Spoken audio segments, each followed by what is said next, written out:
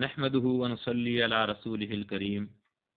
محترم سامعین عزیز وقار، جیسا کہ آپ کے سامنے ذوالحجہ کے پہلے 10 دنوں کے متعلق جو ہمیں اعمال کرنے چاہیے ان کے متعلق گفتگو چل رہی ہے، تو پہلے 10 دن کے جو اعمال ہیں ان پر ایک مختصراً بیان ہوا آپ کے سامنے۔ محترم سامعین، آج کے دن یوم عید الاضحیٰ یعنی عید کے دن کے اعمال کے متعلق گفتگو ہوگی کہ عید کے دن نبی پاک صلی اللہ علیہ وسلم کون سے اعمال فرمایا کرتے تھے، ہمیں کون کون سے اعمال سر انجام دینے چاہیے۔ عید کے دن کے اعمال کے متعلق مختصراً بات کروں گا۔ تو محترم سامعین، یہ تقریباً 13-14 اعمال بنتے ہیں، آپ کے سامنے عرض کر دیتا ہوں آسانی کے لیے، کیونکہ آج کل ساری چیزیں جدید دور ہے، سامنے آ جاتی ہیں اور ہر بندہ چاہتا ہے کہ میں مختصر وقت کے اندر وہ سب کچھ سیکھ لوں جو میرے لیے ضروری ہے۔ تو جو ضروری کام ہیں، اعمال ہیں، آپ کے سامنے عرض کرتا ہوں۔ پہلی چیز، عید کے روز جلدی جاگنا اور صبح کی نماز اپنے محلہ کی مسجد میں پڑھنا، باجماعت ادا کرنا، اس کا اہتمام کیا جائے۔ اور دوسری بات، شریعت کے موافق اپنی تزئین و آرائش کرنا، صفائی ستھرائی کا انتظام کرنا۔ نمبر 3، غسل کرنا۔ آپ صلی اللہ علیہ وسلم عید کے دن غسل فرمایا کرتے تھے، رواہ ابن ماجہ۔ اور چوتھا عمل، عید کے دن کے موقع پر نماز سے پہلے بال اور ناخن کاٹنے کی بجائے قربانی کے بعد بال کاٹنا۔ یہ جو عید الاضحیٰ ہے، بڑی عید ہے، اس دن پہلے نہیں بعد میں ناخن اور بال کاٹنے چاہیے، جبکہ عید الفطر کے موقع پر نماز سے پہلے بال اور ناخن کاٹنا سنت ہے۔ پانچواں عمل، مسواک کرنا۔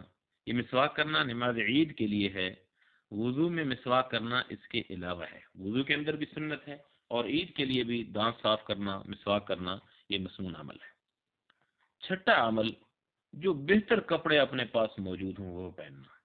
ایک تو اللہ کی نعمت کا شکر ہے، دوسرا یہ خوشی کا دن ہے، تو اس دن کے اندر اہتمام کرنا چاہیے۔ ساتواں عمل، خوشبو لگانا، جو بھی خوشبو موجود ہو وہ لگانا۔ اور آٹھواں عمل، عید الاضحیٰ یعنی عید، بڑی عید والے دن کے موقع پر مستحب یہ ہے کہ عید گاہ جانے سے پہلے کوئی چیز نہ کھائے، بلکہ اپنی قربانی کے گوشت سے کھانے کی ابتدا کرے۔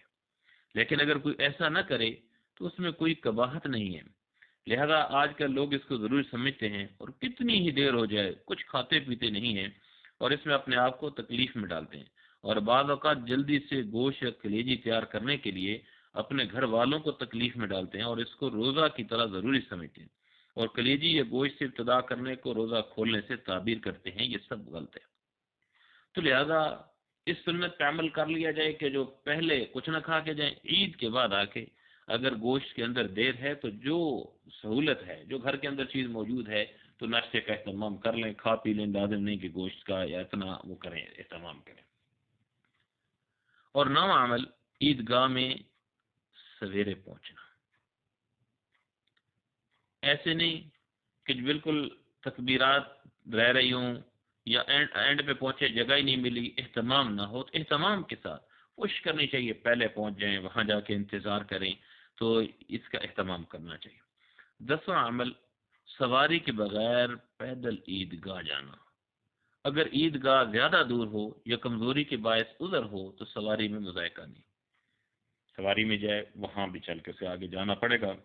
ظاہر ہے کہ پارکنگ دور ہوتی ہے، کہیں نہ کہیں گاڑیاں دور کھڑی کی جاتی ہیں مختلف علاقوں کے اندر جہاں شہری علاقے ہیں، گاؤں دیہات کے اندر آسانی ہوتی ہے کہ ساتھ ہی کھڑی کی اور اس کے اندر چلے گئے۔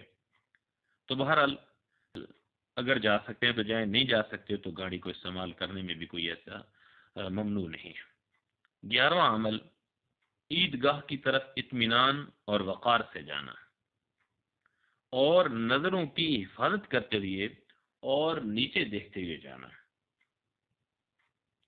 ان دوڑتے ہوئے یہ نہیں جانا چاہیے، صحیح طریقے سے باوقار طریقے سے اچھا لباس پہنا ہوا ہے اور اللہ کے محبوب کے احکام اور طریقوں کو سامنے رکھ کے چلنا ہے۔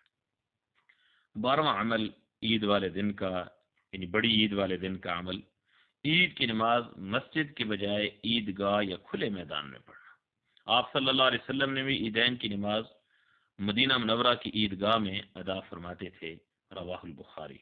تو کوشش کریں کہ اگر کہیں ایسا اہتمام نہیں ہے، آبادیاں زیادہ ہیں، گراؤنڈ نہیں ہیں، ان پہ اہتمام نہیں ہے، تو مساجد کے اندر بھی ادا کی جا سکتی ہے، لیکن اگر ہو جائے تو زیادہ بہتر ہے، مسنون یہ ہے۔ 13واں عمل، عید الاضحیٰ کے دن یعنی بڑی عید کے دن عیدگاہ جاتے ہوئے راستہ میں بآواز بلند یہ تکبیر پڑھتے ہوئے جانا ہے۔ کون سی تکبیر؟ اللہ اکبر لا الہ الا اللہ واللہ اکبر، اللہ اکبر وللہ الحمد۔ اس کو جب جا رہے ہوں تو بآواز بلند یہ تکبیر پڑھتے ہوئے جانا چاہیے۔ اور 14واں عمل، ایک راستہ سے عیدگاہ میں جانا اور دوسرے راستہ سے واپس آنا۔ تو ہمیں بھی یہ تمام کرنا چاہیے کہ ایک راستے سے جائیں اور دوسرے سے واپس آئیں۔ اگر ایسا ہے کہ اس کے اندر ایک ہی راستہ ہے، اگر ہم مسنون طریقے سے چلیں گے، دائیں طرف سے جائیں گے اور واپسی پر دائیں طرف سے اس راستے کے آئیں گے تو تب بھی وہ راستہ تھوڑا سا بدل جائے گا۔ تو کوشش یہی کریں کہ جتنے مسنون اعمال ہیں ان کے اوپر عمل کریں۔ باقی یہ خوشی کا دن ہے، خوشی کے دن کے اندر دو چیزوں کو اور بھی ملحوظ خاطر رکھیں۔ ایک تو یہ ہے کہ اپنے دل کو اس دن کے اندر صاف کر لیں۔ اس دن کے اندر دل کے اندر کسی اپنے رشتہ دار کے متعلق، کسی اللہ کی مخلوق کے بارے میں میل نہیں ہونی چاہیے۔ کوشش کریں کہ ہر ایک کو معاف کر دیں، اور تاکہ دوسرے لوگ بھی، جب میں ہر ایک کو معاف کر دوں گا مجھے معاف کر دیں گے، تو اس کو خوشی کا دن بنائیں۔ ہر ایک کے ساتھ ہنسی خوشی اچھے طریقے سے اپنا میل ملاپ رکھیں، اور عید کے فوراً بعد ملنا وہ مسنون عمل نہیں ہے، ویسے پورا دن ہے، خوشی کا دن ہے، اس کے اندر آپ یہ اہتمام کریں کہ اپنے عزیز و اقربا یا جتنے رشتہ دار ہیں ان کے متعلق کہیں کوئی ناراضگیاں ہیں ان کو دل سے نکال دیں، اور آپس کے اندر ملنے جلنے کا، تحفے تحائف دینے کا اہتمام کریں۔